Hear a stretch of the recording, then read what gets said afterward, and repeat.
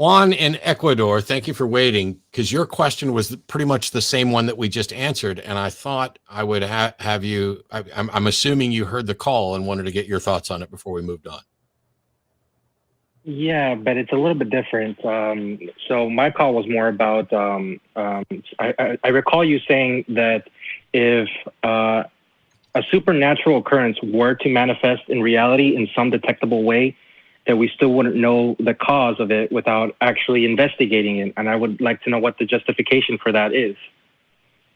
Okay. So I did a video, basically. I've done a couple of videos on my Atheist Debates program, specifically about supernatural causation. My position is, okay, I don't currently know how anybody could demonstrate supernatural causation, because in order to determine what the cause of a particular effect is, you need a bunch of candidate causes. So like, there's a window broken. What are the causes? Well, it could be kids playing baseball, or me with a stick, which is how I accidentally broke a window. You list all those things. But when you list the candidate explanations, you only get to list things that we already know and understand are likely probable causes. When I list the causes of a broken window, I don't get to list a ghost did it. It just doesn't make any sense. Oh, I see. Now, if we lived in a world where we had already demonstrated that ghosts in fact do exist and can impact the physical world, then I would have to include a ghost did it in my list of candidate explanations. So if somebody comes along and says, hey, I made a prediction and it came true, I don't know what the explanation for it is, but if they're going to claim that the explanation is supernatural, they have adopted a burden of proof, and they have to show, one, how they determined that this particular proposed cause should be included in the candidate cause. And then after that, they have to show the evidence that strongly links their candidate cause to the effect. Is that cleared up? Yeah, that sounds pretty clear. And just my last go-to would be, what about unidentified phenomena that has in fact been detected, but still remains unexplained? Are you saying that we should just leave it as unexplained and move on from that, or should we keep investigating it until we find an answer? But the problem with that is that even if we can't investigate it, how do we just keep on asserting that we have no good explanation for it and just yes, mystery? I understand the whole idea of, oh, really?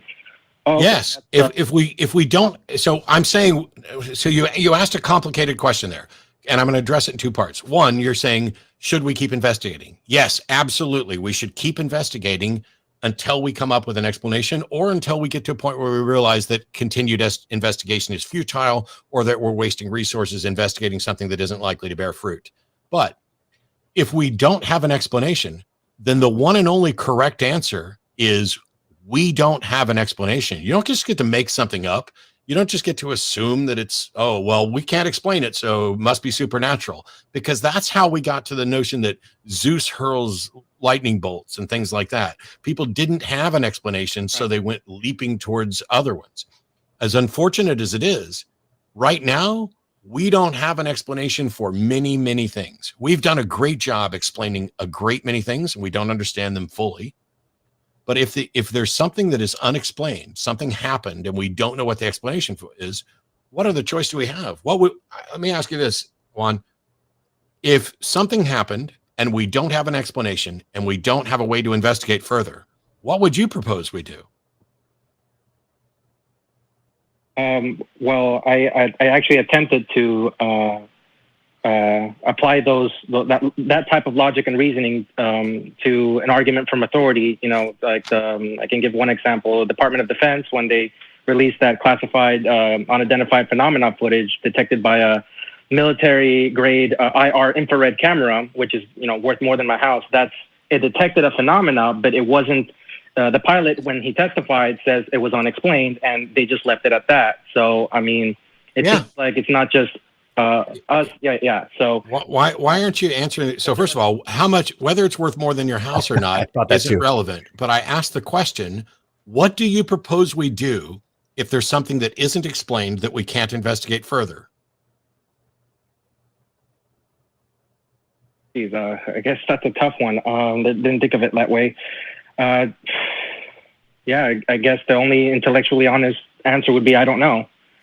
I like that. My God, this is the best show full of callers ever. Thank you, Juan. That's yeah. And by the way, saying I don't know doesn't mean you're saying, oh, this is like somebody says, hey, is there a God? And I say, I don't know. That doesn't mean I'm saying it's bullshit. Doesn't mean I'm saying it's false. If somebody says, hey, are there ghosts? And I say, I don't know. I am not convinced there are ghosts. I do not believe that there are ghosts. But when you say, oh, there's these unexplained aerial phenomenon, and we've, detected them, and, but we don't have enough information to reach a conclusion, then it sucks. I mean, it completely sucks. It is awful. Not knowing an answer is one of the most difficult things to deal with as a human being, and learning to say, I don't know, is incredibly frustrating. And I think we're doing, I'll make my point that I've made a million times now. I think we're doing a disservice in schools by not encouraging kids to say, I don't know more often. We terrify kids. The teachers will be like, okay, who knows the answer to this? Put your hands up. And, kids will put their hands up when they don't know, because they don't want to look like they don't know. And then the people who don't actually know are made to feel bad for not knowing. It's one thing to not know because you didn't do the homework. It's something else when the actual right answer is, I don't know. And if you're teaching kids, if your job is to instruct kids in how to think, and to some extent what to think, encouraging them to say I don't know more often is critical, because it keeps people from feeling like another caller today, which was, well, it hasn't been proven false, so I might as well believe it, for fear that you might end up wrong. But that's, you're still going to end up wrong. You know what I can never be wrong about? Saying I don't know. Fair enough. That sounds good. It's reasonable, and I accept that. So thank you, Juan. I appreciate your time. Thanks. Have a good day. And Matt, I'll vouch for you. There's a lot of things you don't know. That's a fact. You want to tell me fuck off again? No, I was thinking about, and a lot of the things you jumped on right away is that his initial position, or his initial concept, was assume a supernatural thing happens. Mm-hmm. I'm done there. I was just talking a few minutes ago about the step by step. When you start with saying something supernatural happened. Whoa, what in the hell is that? I don't know what supernatural is. I don't know what the supernatural thing that happened is, because if it's a thing that happened and somehow affected the material world, whether you saw it, felt it, smelt it, it was detected by a X-ray detecting machine, whatever it is that happened, you detected it, you noticed it, you have evidence in the physical world. Well, then how does that still be supernatural? I guess I don't understand what supernatural is. And every time I've ever asked somebody to explain supernatural, it just kind of all falls apart, because there is no real solid definition. Supernatural is kind of a shorthand for I don't know. It is when we look at the world and we say, now on a philosophical standpoint, you could say everything is either natural or not natural. And then you could say, if it's not natural, it is supernatural.